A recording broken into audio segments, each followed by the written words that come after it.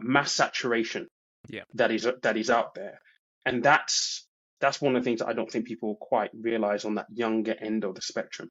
Yeah. And I think I know there's different terms that come up, but that's why you often hear the term like intrapreneur.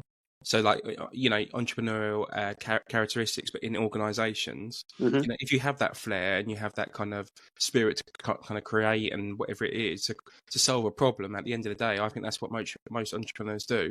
They find a problem and they try and create a solution to it. There are still other means to do that. It's not always the case of being self-employed and running your own organization, like you say.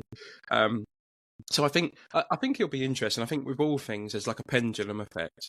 We're in this pendulum of like everyone needs to be entrepreneurs, and I just wonder in 10, 15, 20 years, will we have that pendulum back to the mechanics or the engineers who are millionaires because they run small little businesses, have a 2 or 3 vans, and they earn lots of money? Because about 10, 15, 20 years ago, there was loads of them. It was old Dave or Jane or whoever it is, and they're just the quiet millionaires who actually live good lives and have a small That's the point, business. though.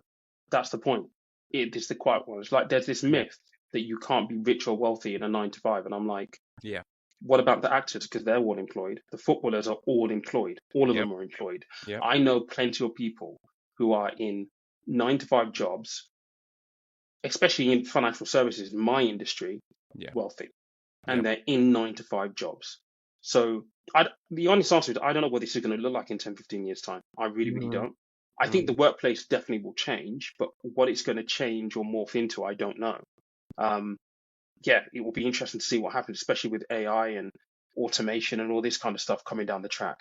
yeah, for sure, for sure. And I suppose going back to that message and that intrinsic motivation that you have and you still do, and